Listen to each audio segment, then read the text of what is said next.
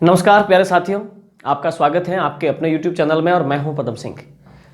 तो प्यारे मित्रों, अब अपन प्रीवियस ईयर के पेपर सॉल्व करेंगे, क्योंकि अपन ने अब तक जो टॉपिक्स पढ़े हैं, काफ़ी लोगों को यूँ लग रहा है कि क्या वाकई इतने इजी वे में हम एग्जाम में क्वेश्चन को सॉल्व कर पाएंगे। तो उसको प्रैक्टिकली अपन देख लेते हैं। जो एग्जाम में क्वेश्चंस पूछे गए हैं, अपन जब उनको सॉल्व करेंगे तो आपका निश्चित रूप से जो कॉन्फिडेंस है वो बिल्ड होगा कि वाकई जो है इतना इजी वे में क्वेश्चन को सॉल्व किया जा सकता है। ठीक है, और जिस बेस से अपन पढ़ रहे हैं उस बेस से मतलब उतना बेसिक पढ़ने से एक भी ऐसा क्वेश्चन नहीं है जो आपके बस से बाहर हो जाए। ठीक है, और ये सीरीज जो प्रीवियस ईयर पेपर की जो अब अपन सीरीज ले रहे हैं, ये सीरीज जब आप पढ़ोगे तो आप पूरी तरह से आश्वस्त हो जाओगे कि जो मैंने आपको बताया था कि आप 100% क्वेश्चंस को सॉल्व कर सकते हैं एग्जाम में, वो आपको खुद को बिलीव होने लग जाएगा। ठीक है प्यारे मित्रों, तो अब अपन सबसे पहले जो है प्रीवियस ईयर के पेपर की बात करें तो अपन सबसे पहले लेंगे पटवारी को। ठीक है, तो पटवारी एग्जाम के जितने भी प्रीवियस एग्जाम हुए हैं, पहले के एग्जाम जो हुए हैं, उन सबके जो है पेपर अपन सॉल्व करेंगे। ठीक है, सबसे पहले जो पेपर अपन ले रहे हैं वो मैं ले रहा हूं 2016 का, जो पटवारी में प्री और मेन हुआ था, जो मुख्य परीक्षा हुई थी, जो मेंस हुआ था पटवारी का, उसके जो मैथ्स के क्वेश्चंस थे वो मैं लेता हूं।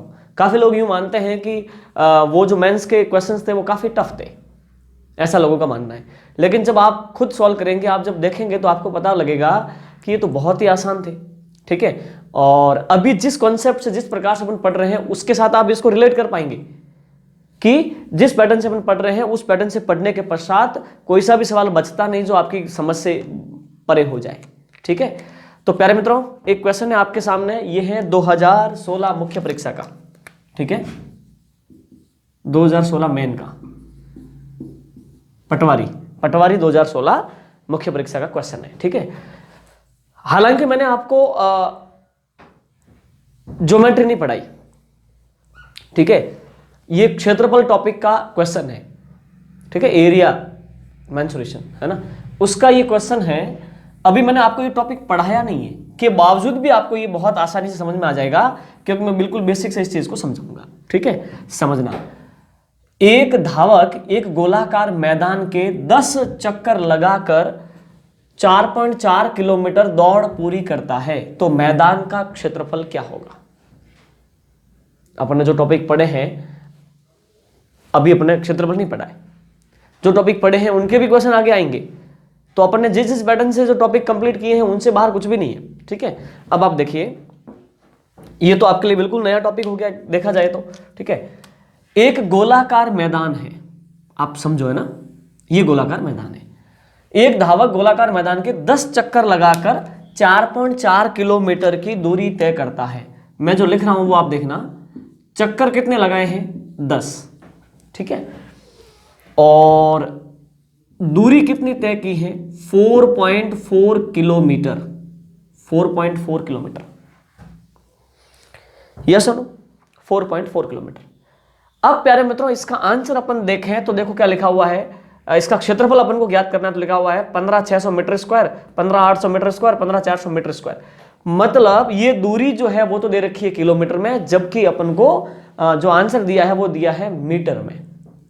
तो पहला काम तो अपना ये है कि अपन जो किलोमीटर है उसको मीटर में कन्वर्ट कर लें, सबसे पहला काम। तो अपन इसको लिख सकते हैं, एक बात बताओ, एक 10 चक्कर में उसने दूरी तय की है 4.4 किलोमीटर।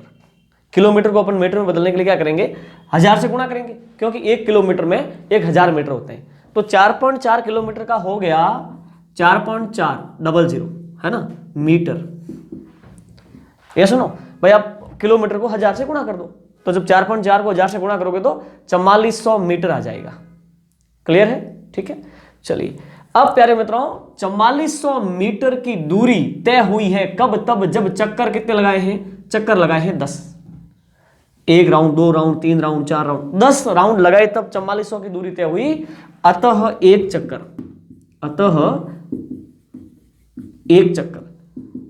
चक्कर कह दो या फिर इस, ये एक वृत्त हो गया ना, इस वृत्त की परिधि कह दो।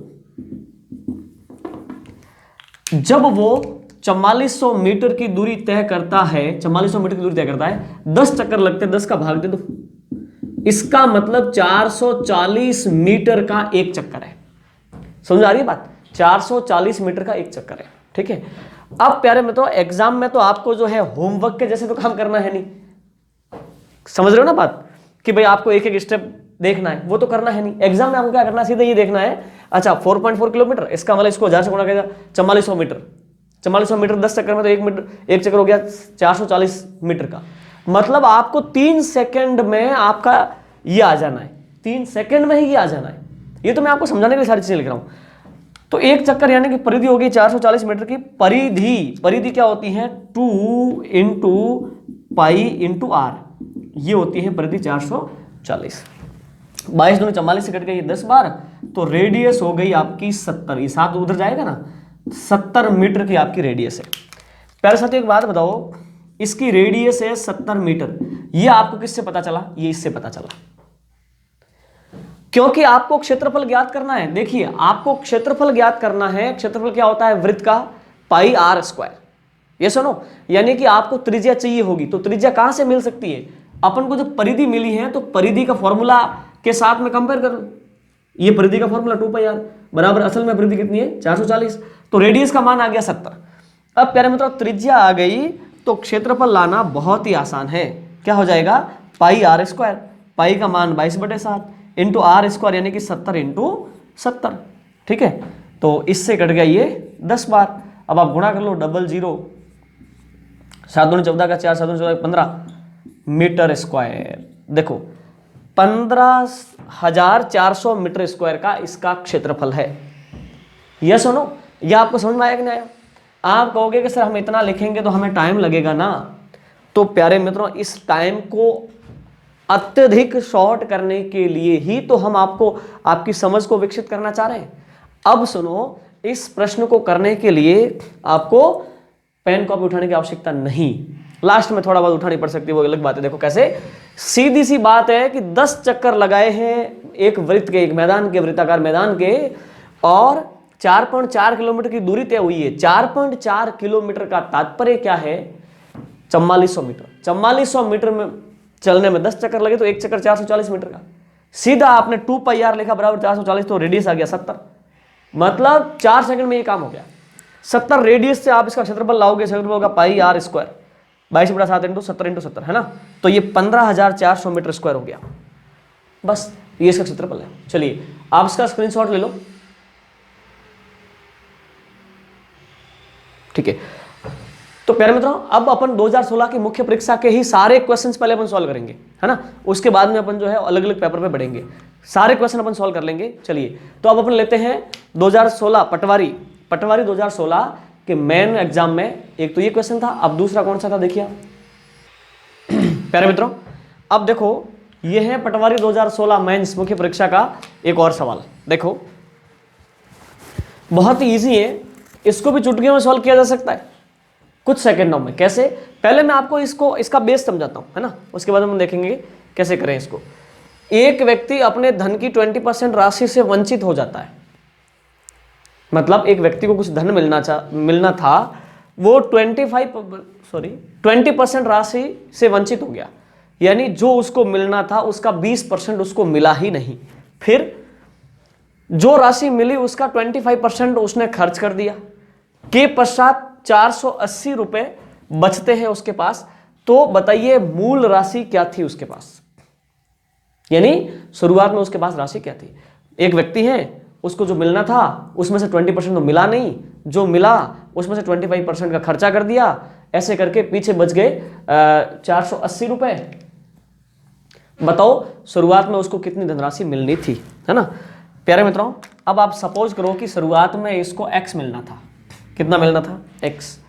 इस दुनिया की हर चीज अपने आप में 100% है, आप समझना है ना। x मिलना था जो अपने आप में 100% है, 20% उसको मिला नहीं, इसका मतलब x का 80% तो मिला, मतलब समझ रहे हो ना भाई, x का 80% उसको मिला, ये अपने आप में वापस 100% है। जो उसको मिला वो उसके जो पास अवेलेबल धन है वो अपने आप में 100% है। ये मिला उसका उसने 25% खर्च कर दिया। इसका मतलब ये मिला हुआ धन है जो अपने आप में 100% है, इसका 25% जब खर्च होगा तो इसका 75% बच गया। तो ये उसकी हो गई अंतिम बचत, और वो कितनी है 480। अरे क्या सेट हो गया, एक समीकरण सेट हो गया। मूल राशि उसकी x थी, 20% खर्चा किया, मिला नहीं तो 80% मिला, ये अपने आप में 100% है, का 25% उसने खर्चा कर दिया, तो इसका 75% अभी उसके पास है, और वो असल में है 480। ये सुनो, अब इसको काट पीट लो। 20 से कट गया 4 बार, 20 से कट गया 5 बार, 25 से 3 बार, 25 से 4 बार, 4 या 12, 12 से कट गया 40 बार। ये सुनो, अब प्यारे मित्रों x बराबर 5 और 20, 20 जाएगा उधर तो 40 से गुणा होगा तो 800 रुपए, ये आपका आंसर है। यानी उसको मूल राशि कितनी मिलनी थी, 800 रुपए मिलनी थी। ये सुनो, ये आंसर आ गया। कौन सा ऑप्शन है इसमें, 800 रुपए, ऑप्शन ए। क्लियर, ठीक है। अब प्यारे मित्रों देखो, अब अपन अगर इसको सुराग वाले तरीके से करें तो अपन को पता है कि इस दुनिया में हर चीज अपने आप में 100% है। बोलो कितनी है, 100%। अब उस व्यक्ति को धन मिलना था 100%, 20% नहीं मिला। 20% नहीं मिलने का तात्पर्य है कि उसको 80% मिला। ये सुनो, 80% मिला। फिर इसने कहा है कि जो धन मिला उसमें से उसने 25% खर्च कर दिया। तो आप कहोगे कि सर 80 में से 25 घटा दो। अरे नहीं, अब 80 उसके लिए अपने आप में पूरी वैल्यू है। अब इस 80 का 25% खर्च किया तो अपन क्या करेंगे, इस 80 का 25%, तो कितना हो गया 60, 20 है ना, ये 20 हो गया। यानी 20% उसने 80 का 25% 20 होता वो खर्च किया, तो पीछे बच गए 60। यानी कि मूल धन का 60% उसके पास शेष है, और वो शेष रुपयों में 480 है। अरे क्या मिल गया, सुराग, कि मूल धन राशि 100 थी, 100% थी, उसका 20% खर्चा किया, 80% उसके पास नहीं, 100 थी, 20% उसको मिला नहीं, इसका मतलब 80% मिली, 80% का 25% खर्चा किया, यानी 80 का 25 होता है 20%। तो वो खर्च होने के बाद में उसके पास मूल राशि का 60% हिस्सा बचा हुआ है, रुपया वो 480 है। क्या मिल गया सुराग, 60 बराबर 480। तो मूल राशि आपको ज्ञात करनी है। तो मूल राशि कैसे आएगी, पहले अपन 1% की वैल्यू लाते हैं, तो 480 में दिया 60 का भाग और गुणा कर दिया 100 से। ये सुनो, 0 0 इससे कट गया 8 बार, ये 800 रुपए। ये इसका करने का तरीका है। क्लियर है, ठीक है। तो बहुत ही आसान है। चलिए आप इसका स्क्रीनशॉट लो।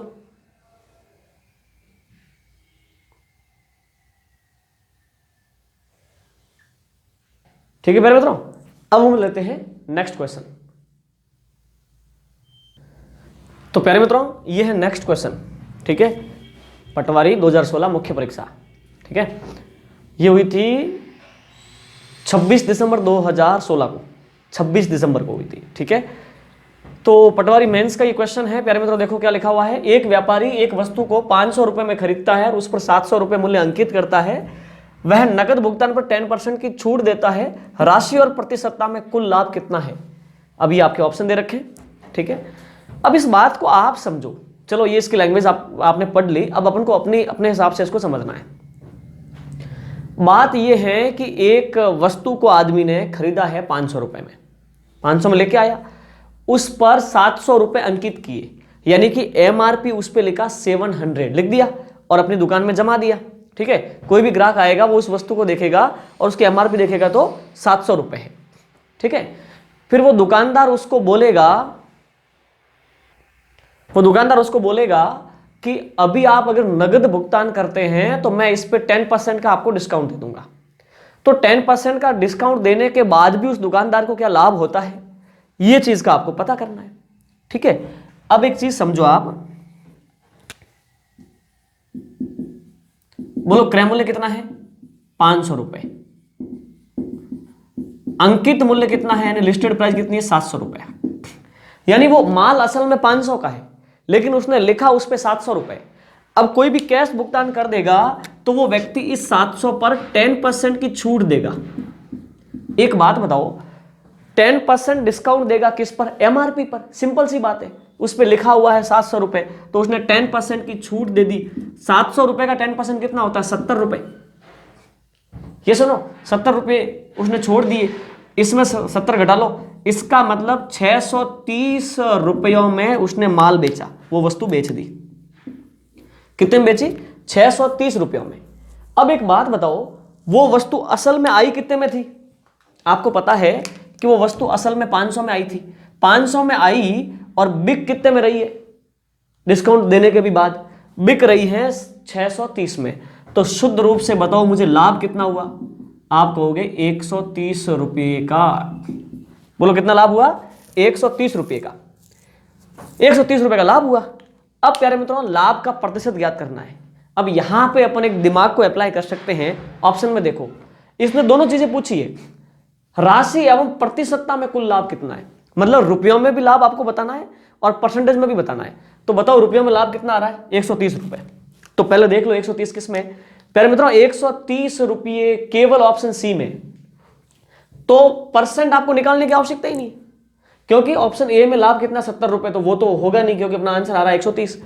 150 रुपए लाभ होगा नहीं, 120 रुपए लाभ होगा नहीं क्योंकि आंसर अपना 130 आ रहा है। तो 130। अब आपको परसेंट ज्ञात करने की आवश्यकता ही नहीं है। ठीक है, चलिए, तो इस प्रकार से आप अपना समय बचा सकते हैं। अब प्यारे मित्रों देखो, अपन इसको पेन कॉपी उठाने की आवश्यकता कहाँ है? आपको एग्जाम में पेन कॉपी क्यों उठानी? सिंपल सी बात है, 500 रुपए में आप माल लेके आए और उस पर आपने 700 रुपए लिखे। कोई भी ग्राहक आएगा कैश देगा तो उसको आप 10% का डिस्काउंट देंगे। आपको पता है कि 700 रुपए इसकी एमआरपी है, 10% किसका? 700 का जो लिखा हुआ है उसके ऊपर, उसी पे तो आप डिस्काउंट देंगे। तो 700 रुपए पर आपने 10% यानी कि 70 रुपीज आपने छोड़ दिए। इसका मतलब 630 रुपए आपने उससे लिए, जबकि वो माल कितने का है? असल में आपके 500 का ही है। 500 का माल आपके 630 में बिक रहा है, तो 130 रुपए आपने कमा लिए ना। 130 सीधा, मतलब मात्र 4 सेकंड का ये क्वेश्चन है, 130 रुपए आपके लाभ हो गया। तो ऐसी सिंपल सी बात है। चलिए आप इसका स्क्रीनशॉट लो।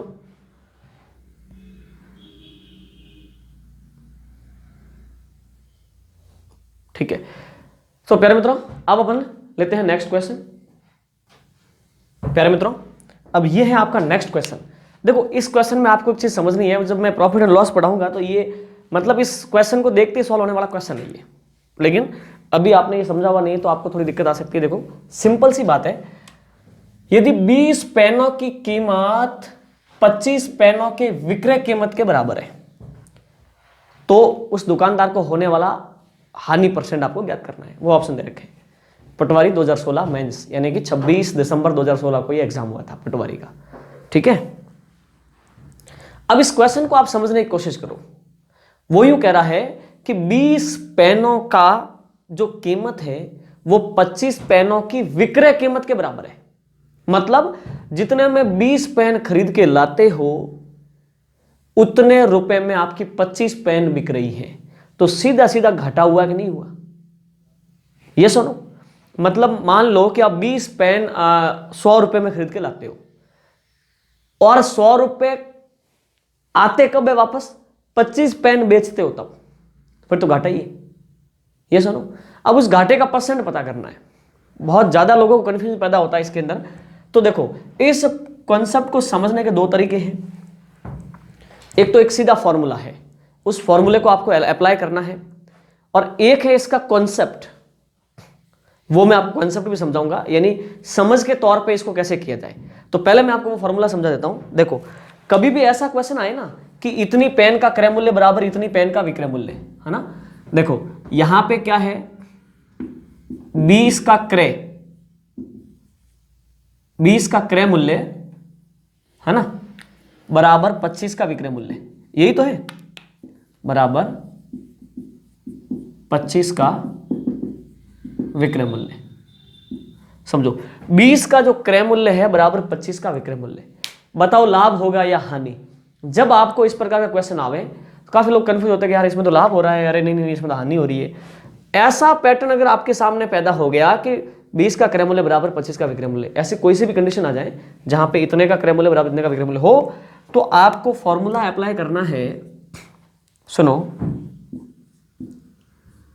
क्रय माइनस विक्रय बटे में विक्रय इंटू 100, ये आपका आंसर देगा। अब इसके अंदर आप समझो कि अगर प्लस आया, प्लस यानी कि परिणाम अगर पॉजिटिव आया तो क्या होगा, लाभ, और परिणाम अगर नेगेटिव आया तो क्या होगी, हानि। ये सुनो, चलिए तो अपन क्वेश्चन को सॉल्व करते हैं। 20 का क्रय मूल्य बराबर 25 का विक्रय मूल्य। तो पहले क्रय, फिर माइनस विक्रय बटा विक्रय इंटू 100। तो क्रय कितना 20 माइनस विक्रय कितना 25 बटे में विक्रय कितना 25 इंटू का 100। ये फॉर्मूला से हम कर रहे हैं, ठीक है। 20 में से 25 गया तो माइनस का 5 बटे में 25 इंटू 100। अब देखो 25 से कट गया ये 4 बार। देखो ये माइनस का 5 आया ना, इसका मतलब इस सौदे में हानि हो रही है। 5 और 20, 20% की हानि है। बोलो क्या है, 20% की हानि। ऑप्शन सी आपका सही है। अब इस माइनस को साथ ले लेके नहीं घूमना है। ऐसे नहीं है कि हाँ सर आप यहां पे माइनस लिखो ना, बस केवल ये आपके लिए इंडिकेशन है कि माइनस अगर आता है यहां पे, परिणाम अगर माइनस में रहता है, नकारात्मक रहता है तो हानि होगी। बस सीधा सा फंडा है। ये सुनो, ठीक है। अब प्यारे मित्रों ये तो है फॉर्मूला वाली अप्रोच, यानी फॉर्मूला ये आपको याद रखना पड़ेगा। क्रय वस्तु माइनस विक्रय वस्तु बटा विक्रय वस्तु इंटू 100। ये फॉर्मूला लागू होता है। प्लस में आए तो लाभ होगा, माइनस में आए तो हानि होगी। कब लागू होता है, जब ऐसी कंडीशन बने कि भाई इतनी वस्तुओं का क्रय मूल्य बराबर इतनी वस्तुओं के विक्रय मूल्य के बराबर है, तभी ये लागू होगा, वरना लागू नहीं होगा। अब वो आते हैं अपनी बेसिक समझ पर। एक व्यापारी है, होलसेल व्यापारी है, लॉट में पेन खरीदता है, लॉट में पेन बेचता है। तो देखो किस हिसाब से खरीदता है और किस हिसाब से बेचता है। तो उसने कहा कि 20 पेन की कीमत जो है वो 25 पेन की विक्रय कीमत के बराबर है। यानी जितने में 20 पेन खरीद के लाता है ना, उतने में वो 25 पेन बेचता है। ठीक है, देखो 20 का क्रय मूल्य बराबर 25 का विक्रय मूल्य। आप सपोज करो कि एक पेन को वो 1 रुपए में खरीदता है, एक पेन को 1 रुपए में खरीदता है। ये सुनो, इसका मतलब 20 वस्तुओं को खरीदा होगा 20 रुपयों में, बराबर 25 का विक्रय मूल्य। समझ पा रहे ना। मान लो कि वो एक पेन को 1 रुपए में खरीदता है, तो उसने 20 पेन क्रय की होगी, यानी खरीदी होगी 20 रुपए में, है ना। तो अपने 20 पेन का क्रय मूल्य उसकी जगह अपने लिख दिया 20 रुपए, बराबर 25 का विक्रय मूल्य। अब इस लाइन को पढ़ो आप, क्या लिखा हुआ है, 25 का विक्रय मूल्य बराबर 20 रुपये। अच्छा, 25 पेन वो बेच रहा है 20 रुपए में, 25 पेन 20 में बेच रहा है। अब एक बात बताओ, उसने बेची कितनी है, 25 पेन, और कितने रुपए उसके आए हैं, मात्र 20 रुपए उसके आए हैं। आपने पता किया है कि एक पेन 1 रुपए में आती है, इसका मतलब 25 पेन 25 रुपए में आई होगी। ये बात समझ में आई। 25 पेन 25 रुपए में आई होगी, 20 में बिक रही है। देखो घाटा हो गया 5 का। तो अपन यहां पे क्या लिखें, देखो समझना आप, 25 का क्रय मूल्य। एक बात बताओ, अभी तो आपने तय किया था कि माना एक वस्तु 1 रुपए में खरीदता है, तो 25 वस्तुएं कितने में खरीदी होगी, 25 रुपए में खरीदी होगी, 25 रुपए में। अब अपन पता करते हैं 25 का क्रय मूल्य, अरे विक्रय मूल्य। अब हमें पता चला कि 25 का विक्रय मूल्य तो 20 रुपए है, तो अपन ने लिख दिया 20 रुपये। ये सुनो, अब इन चीजों को पढ़ें तो अपन को क्या लगता है कि भाई 25 वस्तुएं आती तो 25 रुपए में है, लेकिन वो बिक जाती है 20 रुपए में, तो घाटा हुआ कि नहीं हुआ, 5 रुपए का। तो अपन लिखेंगे हानि का परसेंट। 5 रुपए का घाटा हो रहा है, हमेशा लाभ हो या हानि का परसेंट क्रय मूल्य पर निकलता है। तो 25 वस्तुएं जो बेची है वो कितने में आई थी, 25 रुपए में आई थी। यानी 25 वस्तुओं का क्रय मूल्य तो है 25 रुपए, लेकिन उनका विक्रय मूल्य 20 रुपए। 5 घाटा हुआ ना, 5 रुपए का घाटा, इसका परसेंट निकलेगा क्रय मूल्य पर। तो बताओ 25 वस्तुओं का क्रय मूल्य कितना है, 25। तो ये तो है घाटा 5 रुपए का बटे में क्रय मूल्य यानी 25 इंटू 100, ये आपका आ गया 20%। अब इसमें क्या है कि इसको समझने में है तो बहुत आसान, लेकिन कुछ लोगों को समझने में आती है परेशानी। तो इस वजह से आपका ये पैटर्न फिर बेटर है। आप फॉर्मूला ध्यान में रख लो, क्रय वस्तु माइनस विक्रय वस्तु बटा विक्रय वस्तु इंटू 100। बाकी अगर मुझे सॉल्व करना तो मैं ऐसे ही करूंगा कि भाई 20 का क्रय मूल्य बराबर 25 का विक्रय मूल्य। मान लो एक वस्तु 1 में आती है, इसका मतलब 20 का क्रय मूल्य हो गया 20 रुपए, 20 रुपए बराबर 25 का विक्रय मूल्य। अच्छा, 25 वस्तु बिकी है 20 रुपए में, तो वो 25 वस्तु आई कितने में होगी? 1-1 रुपए के हिसाब से अपन वस्तु ला रहे हैं, इसका मतलब 25 वस्तु 25 रुपए में आई थी, लेकिन वो 20 में बिक रही है, 5 रुपए का घाटा देके जा रही है। ये सुनो, तो 25 रुपए का माल 20 में बिक रहा है, तो 5 रुपए का घाटा हो रहा है। किस पर हो रहा है? 25 रुपए पर, यानी क्रय मूल्य पर। सिंपल सी बात है, आपको इतना करने की आवश्यकता नहीं, सीधा 5/25 इंटू 100। ये अप्रोच है इसको सॉल्व करने की। जब मुझे सॉल्व करना हो या फिर पूरी तरह से समझने के पश्चात आपको भी सॉल्व करना हो, तो सीधा व्यक्ति इस स्टेप पे पहुंचेगा। 5/25 इंटू 100 बराबर 20%। क्या टाइम लगता है? 5/25 मतलब 4 सेकंड 5 सेकंड, ठीक है ना? वरना फिर ये फॉर्मूला आपको याद रखना है। चलिए आप इसका स्क्रीनशॉट लो।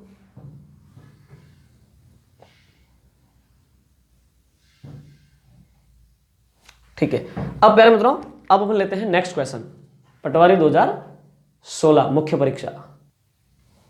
प्यारे मित्रों, अब देखो ये क्वेश्चन, ये है पार्टनरशिप का, यानी साझेदारी का। ठीक है, बहुत ही सिंपल कॉन्सेप्ट है, बहुत ही आसान सा तरीका है साझेदारी। ठीक है, देखिए, ए ने 10,000 रुपए पूंजी से व्यापार शुरू किया, 4 माह पश्चात 5,000 रुपए की पूंजी लगाकर बी उसके साथ जुड़ गया। वर्ष के अंत में कुल 2,000 रुपए का लाभ हुआ। ए का हिस्सा कितना है? मतलब सिंपल सा फंडा है कि ए ने 10,000 रुपए लगाकर एक व्यापार स्टार्ट किया। ठीक है, 4 महीने बाद बी 5,000 रुपए की राशि लेकर आया, इस बिजनेस में शामिल हो गया। साल के अंत में टोटल 2,000 रुपए का लाभ है, उसमें आपको पता करना है कि ए का हिस्सा कितना है। ठीक है, ए का हिस्सा आपको पता करना है।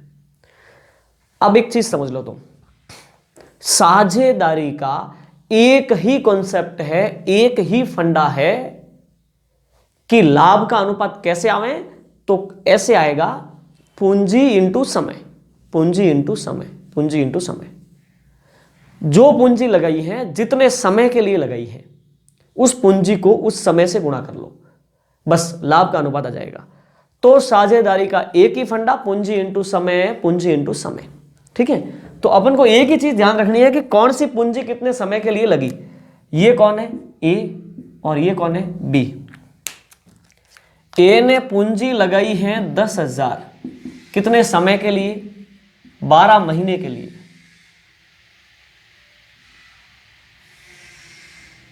बी ने पूंजी लगाई है 5,000, कितने समय के लिए?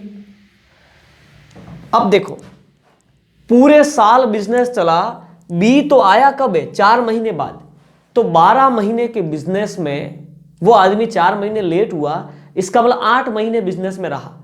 तो ये 5,000 रुपए जो धन लेके आया है बी, ये धन कितने महीने रहा बिजनेस में? तो 8 महीने। तो हो गया ना, पूंजी इंटू समय, यानी कि 10,000 12 महीने के लिए रहे, पूंजी इंटू समय, यानी कि ये 5,000 रुपए 8 महीने के लिए रहे। अब ये जो अनुपात बनने वाला है वो ही लाभ का अनुपात है। तो पार्टनरशिप का एक ही फंडा, पूंजी इंटू समय, पूंजी इंटू समय। अब देख लो, 5,000 से कट गया 10,000 ये 2 बार, और 2 से कट गया ये 4 बार, 4 से कट गया ये 3 बार, तो 3:1, 3:1। ठीक है, 3:1 इनकी पूंजी लाभ का अनुपात है। अब प्यारे मित्रों, टोटल लाभ कितना है? 2,000 रुपए। टोटल लाभ है 2,000 रुपए, तो 3 और 1 4 इकाई, 4 इकाई जो लाभ है वो 2,000 रुपये हैं। अरे क्या मिल गया आपको? सुराग मिल गया। क्या मिल गया? सुराग। ठीक है, अब प्यारे मित्रों देखो, 4 इकाई बराबर 2,000 रुपए, ये सुराग। भाई इसका लाभ 3 इकाई, इसका लाभ 1 इकाई, 3 और 1 4 इकाई, 4 इकाई टोटल लाभ 2,000 रुपए के बराबर है। 4 इकाई बराबर 2,000, किसका हिस्सा पता करना? ए का हिस्सा। तो हम लिखेंगे ए का लाभ। ए का लाभ कितना है? 3 इकाई। तो एक बात बताओ, 4 इकाई का वैल्यू 2,000 होता है, तो 2,000 में 4 का भाग दे दो, 1 इकाई का वैल्यू आया। अपन को ए का हिस्सा लाना है, तो वो है 3 इकाई, तो अपन ने 3 से गुणा कर दिया। ये सुनो, तो 2,000 में दिया 4 का भाग, 1 इकाई का वैल्यू आया, गुणा किया 3 से, इससे कट गया ये 500 बार, और 5 दिया 1,500। ये आपका आंसर है ना। अब 1500 इसमें कहाँ है, ये रहा, तो ऑप्शन सी आपका आंसर हो गया। ठीक है, तो पार्टनरशिप का सीधा फंडा पूंजी इंटू समय, पूंजी इंटू समय।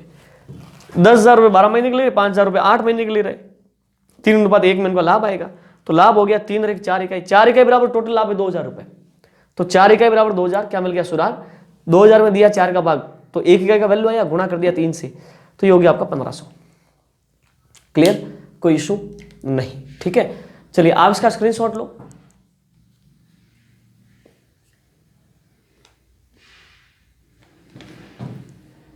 चलिए पार्टनरशिप का एक क्वेश्चन और लेते हैं प्यारे मित्रों।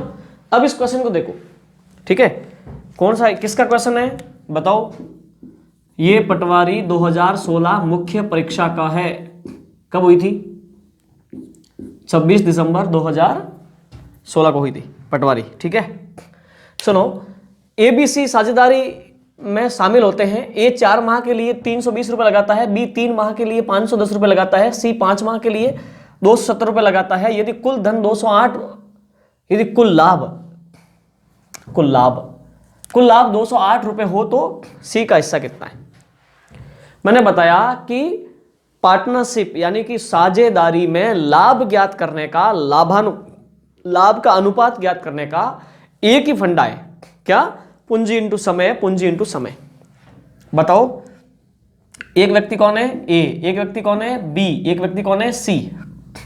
ये सुनो, अब बताओ A ने कितना धन लगाया, A 4 माह के लिए 320 लगाता है, 320 यानी पूंजी इंटू समय 4 माह। ठीक है, B 3 माह के लिए 510 लगाता है, तो पूंजी 510 रुपए इंटू समय 3 महीने, पूंजी इंटू समय, है ना। C 5 माह के लिए 270 रुपए लगाता है, 270 रुपए इंटू 5 महीने, हो गया ना, पूंजी इंटू समय, पूंजी इंटू समय, पूंजी इंटू समय। अब ये पूंजी इंटू समय जो है ये लाभ का अनुपात है, ये अनुपात हो गया, ये लाभानुपात हो गया। अब 0 से 0 कट गया। ये सुनो, पहले मतलब सबको एक साथ काटना है, कटे तो, नहीं तो रहने दो। 4 दूनी 8, 4 तिया 12, 128 अनुपात 3 एकम 3, 5 तिया 15, 153 अनुपात 7 पंजे 35 का 5 हासिल का 3, 5 दूनी 10 और 3 13। तो आपका लाभानुपात हो गया 128, 153 और 135। इसके अनुपात में लाभ बटेगा, और टोटल लाभ की बात करें तो ये हो गया आपका 128 प्लस 153 प्लस 135 बराबर 5 और 3 8, 8 16 का 6 हासिल का 1, 3 और 5 8 9 10 11, 11 का 1 हासिल का 1, 1 2 3 और 4, 416 इकाई। टोटल लाभ इकाई में, अनुपातों में टोटल लाभ कितना होता है, और रुपयों में टोटल लाभ कितना है, देखो 208 रुपये। देखो तो 416 इकाई जो लाभ है वो रुपयों में 208 है। अरे क्या मिल गया, ये आपको सुराग मिल गया, 416 इकाई बराबर 208 रुपये।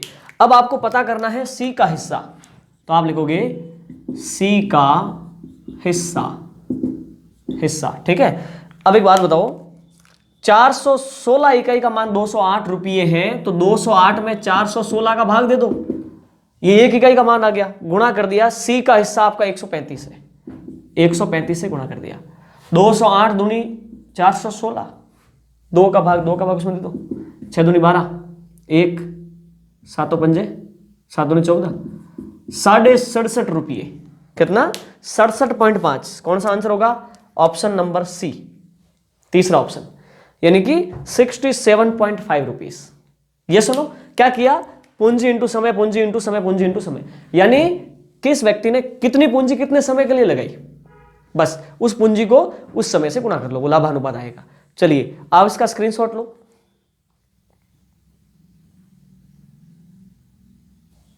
ठीक है, अब प्यारे मित्रों मुझे बताओ, क्या ये टफ है, बिल्कुल भी टफ नहीं है। अभी भी आप में से काफी पूर्वाग्रह से ग्रसित लोग बैठे होंगे, वो कहेंगे सर ये तो अभी इजी क्वेश्चन है, अभी आगे और टफ आएंगे। देखो कहीं टफ नहीं आने, न केवल ये एग्जाम बल्कि किसी भी एग्जाम में टफ नहीं है। टफ चीजें तब तक होती हैं जब तक आपकी समझ में नहीं है। ये भी सवाल बड़ा है, मतलब हैवी है अगर आपकी समझ में नहीं है तो, और बहुत इजी है अगर आपकी समझ में है तो अपन को अपनी समझ को डेवलप करना है। और अपना जो मैथमेटिक्स पढ़ने का तरीका वो यही है कि आपका कॉन्सेप्ट कैसे क्लियर हो, फिर न केवल इस टाइप के क्वेश्चंस बल्कि किसी भी प्रकार का क्वेश्चन आ जाए, न केवल क्वेश्चंस बल्कि कोई से भी सब्जेक्ट की समस्या आ जाए, न केवल कोई से भी सब्जेक्ट की समस्या बल्कि जीवन का कोई सा भी जो है प्रॉब्लम का हिस्सा हो, आप उसको इसी तरह सुलझा सकते हैं। बस आपके एनालिटिकल अप्रोच अच्छी होनी चाहिए, तो वो धीरे धीरे आपकी अपन मैथ जो पढ़ रहे हैं जिस कॉन्सेप्चुअल तरीके से, उससे होती जाएगी। ठीक है प्यारे साथियों, तो अभी तो बहुत क्वेश्चन बचे हैं, 2016 के मुख्य परीक्षा के भी बहुत क्वेश्चन है, तो फिर इस वीडियो में अपन इतना ही लेते हैं। इससे आगे अपन जो है नेक्स्ट वीडियो में बात करेंगे। तो आप इसके भी पूरे नोट्स बना लें, सारे जो है आप अपनी नोटबुक में नोट कर लें, और फिर 2016 का जो पेपर ला करके आप देखना, उसमें इस प्रकार के सवाल इतनी ईजी वे में सॉल्व हो रहे हैं। ठीक है, तो फिर इस वीडियो में इतना ही। अब इससे आगे का जो क्वेश्चन है वो नेक्स्ट वीडियो में सॉल्व करेंगे। Thank you so much.